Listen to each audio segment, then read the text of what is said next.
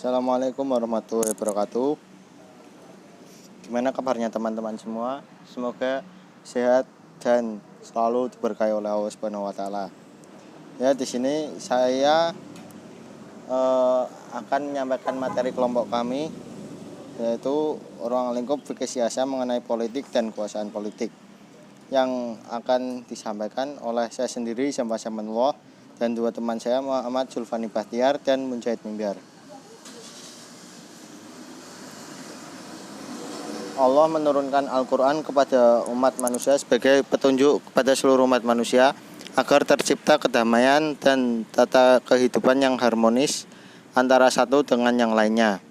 Dalam suatu negara pasti terdapat hukum dan undang-undang yang telah disahkan oleh pemerintah negara tersebut.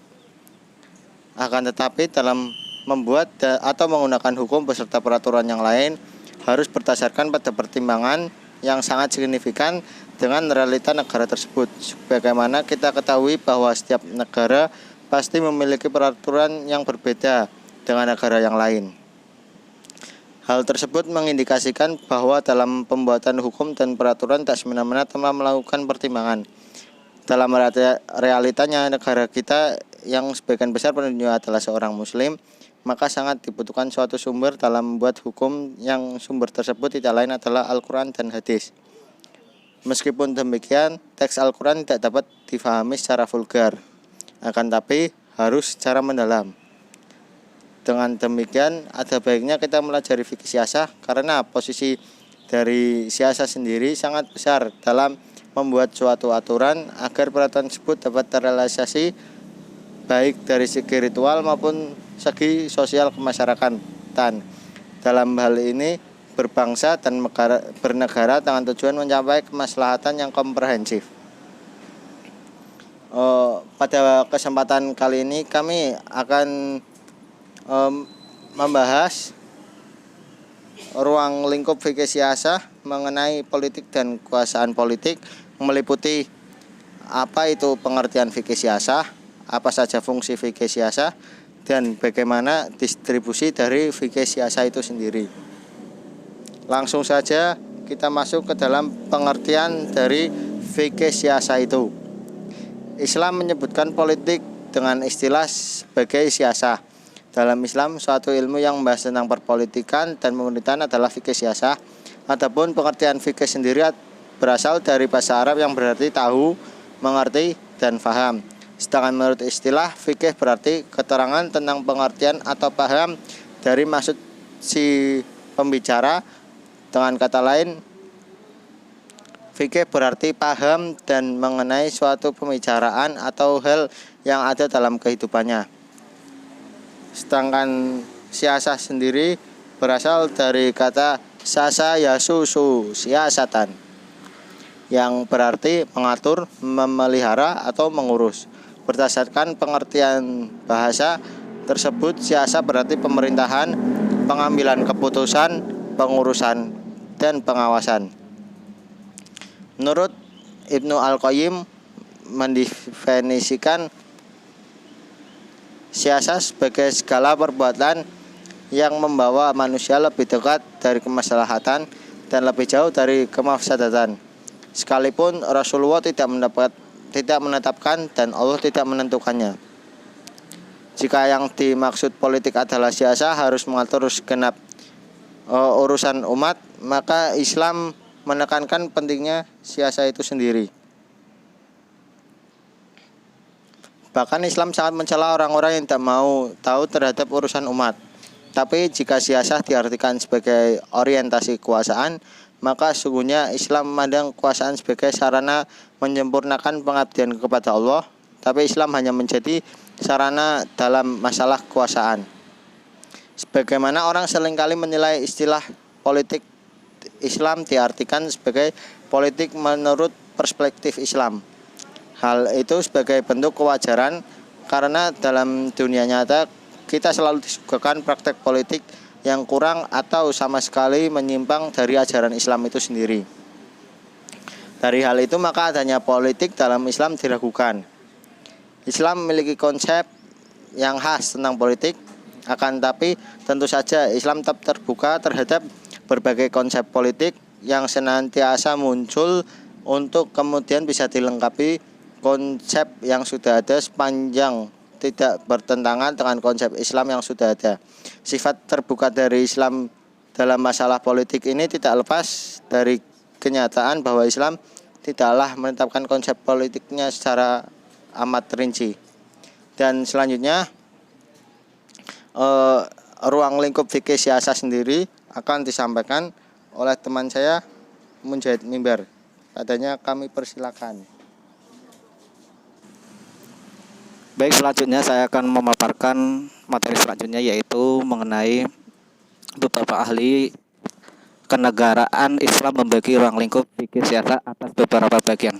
Yang pertama, menurut Imam Al-Mawardi, ahli fikih mazhab Syafi'i dan negarawan pada masa dinasti Abbasiyah, dalam bukunya Al-Hakam Al-Sultaniyah, mengatakan bahwa ruang lingkup fikih siasa mencakup 5 bagian, yakni politik perundang-undangan atau siasa dusturiyah, politik moneter atau siasa maliyah, atau politik peradilan siasa qada'iyah, atau politik peperangan siasa harbiyah, dan politik administrasi atau siasa idariyah.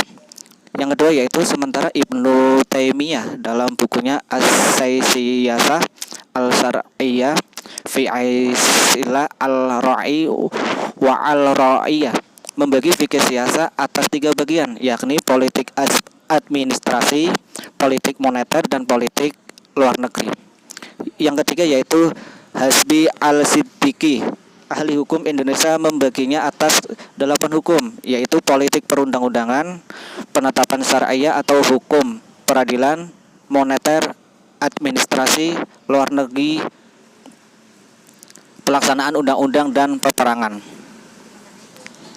Selanjutnya yaitu fungsi fikih siasa.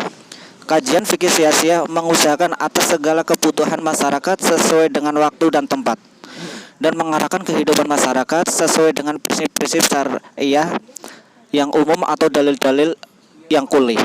Seorang faqih yang menguasai fikih siasa, khususnya pada fikih pada umumnya, akan mampu hidup sesuai dengan kehendak syariah, sekalipun tanpa undang-undang buatan manusia. Meskipun demikian, tidak berarti bahwa segala peraturan perundang-undangan yang ada tidak dianggap islami. Jika peraturan perundang-undangan yang ada termasuk ruang lingkup jihad dan ditunjukkan untuk mengendalikan dan merekayasa kehidupan masyarakat tersebut, artinya sejalan dengan prinsip-prinsip umum syariah sesuai dengan dalil-dalil yang kuli. Sesuai dengan perspektif fikih siasa, seseorang ahli fikih hukum Islam diharapkan mampu memberikan respon dan menunjukkan jalan keluar dari setiap perubahan yang terjadi dalam masyarakat sebagai diakibatkan kemajuan yang teknologi tanpa harus kehilangan identitas. Prinsip umum dalil-dalil kuli di dalam fikih siasa merupakan identitas yang dimaksud dan menduduki kedudukan yang strategis. Prinsip umum dan dalil kuli ini dapat berupa Al-Quran dan Al-Hadis, maqasid al-syar'iyyah, kaidah-kaidah fikih kuliah, dan al-hukum. Selain pertimbangan masa lalu, fikih siasa pun berorientasi pada masa kini dan nanti. Hal ini sesuai dengan semangat Al-Quran. Dalam perspektif seperti itu, fikih siasa dipelajari dan ditetapkan. Manfaat lain yang dapat dipetik dari mempelajari fikih siasa antara lain, seseorang fakih yang mendalami fikih siasa tidak akan bingung ketika menghadapi perbedaan pendapat para ulama. Ia dapat mentarjih pendapat para ulama tersebut. Pentarjihnya tidak hanya dilakukan dari segi lafaz dan nilai suatu dalil qat'i, dhani, sahih, atau hasan, tetapi juga dilakukan dari sisi siasa. Dalam hubungan ini, pendapat mana yang lebih mendekati dalil-dalil kuli dan sekaligus lebih sesuai kondisi dan situasi. Singkatnya, penentuan akan pendapat yang lebih maslahat untuk diterapkan dalam mengindahkan dan merekayasa masyarakat. Berdasarkan perspektif fikih siasa, perbedaan tersebut dapat diatasi dengan langkah-langkah. Yang pertama yaitu mencari dalil-dalil kuli yang berhubungan dengan adat kebiasaan. Yang kedua yaitu melihat kenyataan setempat. Selanjutnya yaitu mengenai distribusi fikih siasah yang akan disampaikan oleh Saudara Zulfani Bahtiar. Waktu dan tempat kami persilakan. Oke, terima kasih kepada Mas Mimbar yang telah mempersilahkan saya untuk membacakan materi selanjutnya, yakni mengenai distribusi fikih siasah. Dalam kepustakaan politik, distribusi kekuasaan dapat dilihat dari dua segi penglihatan. Yang pertama, pembagian kekuasaan di mana menempatkan lembaga pemerintahan pusat pada satu sisi dan lembaga pemerintahan daerah pada sisi yang lain. Pembagian ini berkaitan dengan pembagian wilayah negara dan kepentingan lain. Pembagian ini berkaitan dengan pembagian wilayah negara dan kepentingan politik yang harus diselenggarakan oleh masing-masing perangkat pemerintahan. Distribusi ini disebut dengan distribusi kekuasaan horizontal, di mana distribusi ini bersifat kualitatif dan secara teknis sering disebut dengan separating powers atau pemilahan kekuasaan, atau lebih dikenal dengan trias politika. Tegasnya, distribusi ini berkaitan dengan pembagian kekuasaan berdasarkan fungsinya di antara lembaga-lembaga yang setingkat dalam pemerintahan.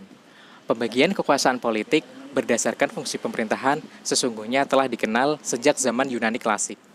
Aristoteles telah mengemukakan 3 lembaga kenegaraan yang terdapat dalam konstitusi negara-negara Yunani yang diselidikinya, yaitu deliberate body atau lembaga pertimbangan warga negara yang berfungsi antara lain untuk menyelenggarakan kekuasaan legislatif, 1, kedua kekuasaan eksekutif, dan yang terakhir adalah sidang pengadilan atau the court of law.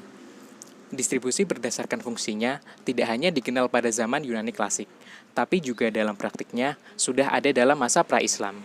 Pada masa pemerintahan kota Makkah, pra-Islam telah mengenal 15 jabatan yang dipegang oleh suku Quraisy. Gagasan mengenai pemilahan kekuasaan dalam konteks fikih siasah secara implisit dapat ditelusuri dalam Quran Surat An-Nisa ayat 58 yang artinya, sesungguhnya Allah memerintahkan kalian menyampaikan amanat kepada yang berhak menerimanya. Dan apabila menetapkan hukum di antara manusia, supaya kamu menetapkan dengan adil. Sesungguhnya Allah memberi pengajaran sebaik-baiknya kepadamu. Sesungguhnya Allah adalah Maha Pendengar, lagi Maha Melihat. Pada ayat ini, Allah memerintahkan kepada para pemimpin untuk melakukan 2 hal, yaitu menunaikan amanat dan menetapkan hukum secara adil. Ungkapan menetapkan hukum pada ayat tersebut mencakup pengertian membuat dan menerapkan hukum. Dari sini dapat dipahami bahwa pemerintah tersebut berimplikasi adanya pemilihan kekuasaan menurut fungsinya yang meliputi eksekutif, yudikatif, dan legislatif sebagai pelaksana hukum Allah dan membuat hukum yang berada di bawah kekuasaannya. Gagasan ini tidak hanya dikemukakan oleh pemikir barat, tetapi juga berkembang di kalangan ilmuwan muslim menurut Muhammad Abduh dengan merujuk pada Quran Surat An-Nisa ayat 59 tadi, mengemukakan bahwa ulil amri pada ayat tersebut adalah lembaga yang terdiri dari umaro, al-hukam, ru'sa al-jun, kemudian al-ru'sa, kemudian al-zu'ma, yang menjadi rujukan dalam masalah kebutuhan dan kemaslahatan umum. Berdasarkan kenyataan sejarah, menunjukkan Nabi Muhammad tidak menyelenggarakan pemerintahan secara otoriter, tetapi melibatkan para sahabat dengan mendelegasikan tugas-tugas pemerintahan, baik eksekutif maupun yudikatif. Dan terbukti, Nabi mengangkat sebagai khalifah khusus untuk pejabat-pejabat yang mewakilinya dalam kedudukannya sebagai pemimpin masyarakat Madinah selama bepergian pasukan perang, kemudian mengangkat para sahabat sebagai amir untuk menyelesaikan kasus tertentu dan untuk menjadi pemimpin pasukan dalam perang yang tidak diikuti oleh Nabi. Kemudian selanjutnya, distribusi kekuasaan vertikal. Distribusi ini kebalikan dari distribusi horizontal yang distribusi ini bersifat kualitatif dan secara teknis disebut sharing powers atau dalam istilah lain disebut division of power atau pembagian kekuasaan secara teritori. Tegasnya, distribusi ini berkenaan dengan pembagian kekuasaan menurut tingkatnya. Pembagian kekuasaan ini dapat dilihat dari segi bentuk negara ataupun kepentingan politik yang hendak diselenggarakan. Dalam kaitannya, bentuk negara dapat dibedakan atas negara federasi dan negara kesatuan. Negara federasi adalah negara yang terbentuk dari negara-negara yang merdeka, yang bersatu, dan membentuk pemerintah pusat. Pada umumnya, kekuasaan ini adalah untuk menyelenggarakan kepentingan hubungan luar negeri dan kepentingan warga negara masyarakat dan negara yang bersifat umum. Sedangkan kepentingan khusus yang tidak tercantum dalam konstitusi menjadi negara-negara bagian. Adapun negara kesatuan adalah negara yang berdaulat dan memiliki struktur pemerintahan yang terdiri dari pemerintahan pusat sebagai pemegang seluruh kekuasaan politik dan pemerintah daerah yang menyelenggarakan kegiatan pemerintah berdasarkan penugasan atau pelimpahan wewenang dari pemerintah pusat. Apabila dikaitkan dengan pola distribusi kekuasaan dalam konteks fikih siasah, hal tersebut tentu saja dapat ditelusuri dari praktik Nabi Muhammad bahwa untuk melaksanakan tugas pemerintahan yang penduduknya telah memeluk Islam, Nabi mengangkat pejabat yang disebut dengan amir, yang diberi kekuasaan khusus untuk memungut zakat dan melaksanakan tugas-tugas pengajaran dan pendidikan di daerah-daerah yang penduduknya baru masuk Islam. Cukup sekian pemaparan materi dari kami. Semoga pemaparan dari kami bisa dipahami oleh teman semua, dan semoga teman-teman semua sehat selalu dalam masa pandemi seperti ini. Dan terima kasih atas perhatiannya. Wallahul muwaffiq ila aqwamit thoriq. Wassalamualaikum warahmatullahi wabarakatuh.